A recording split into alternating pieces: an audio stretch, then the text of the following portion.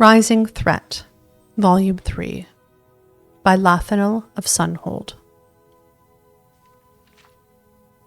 The following is the account of Lathanel of Sunhold, an Altmer refugee from Somerset Isle who came to Cyrodiil in the early years of the Fourth Era.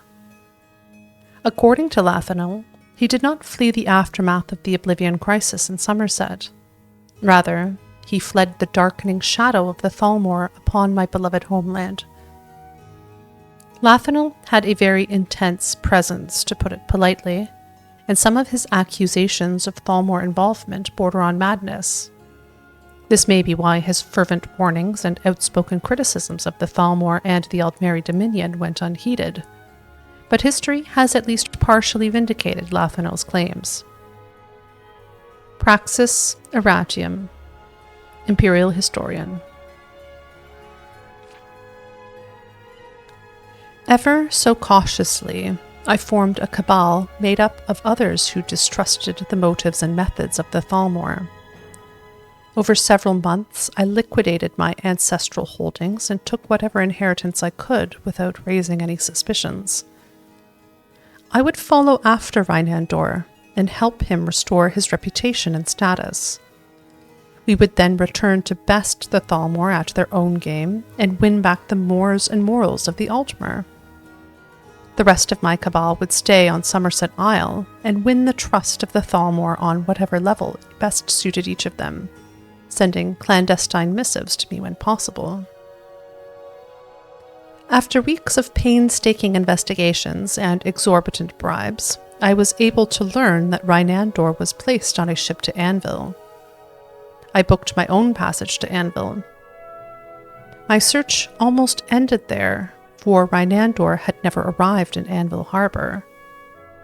My instinct that Reinandor met a duplicitous end was confirmed when I sought out several of the deckhands who were reported to be aboard Reinandor's vessel.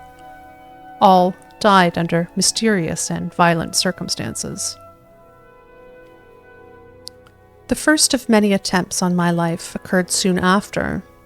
Needless to say, I survived, but my grand plan to stymie the Thalmor fell apart without an esteemed leader to rally behind. I went into hiding, waiting anxiously for word of the Thalmor's activities back on Somerset Isle. Over the following years, I tried to bend the ear of the Empire through various avenues and warn them of the Thalmor's doings. The Empire, however, was having enough troubles dealing with the aftermath of the Oblivion Crisis within its own borders without seeking trouble in faraway Somerset. With the assassination of Emperor Uriel Septim VII and his heirs, and the self-sacrifice of Martin Septim, the true savior of Somerset Isle and the rest of Tamriel, the Empire's leadership was left defunct.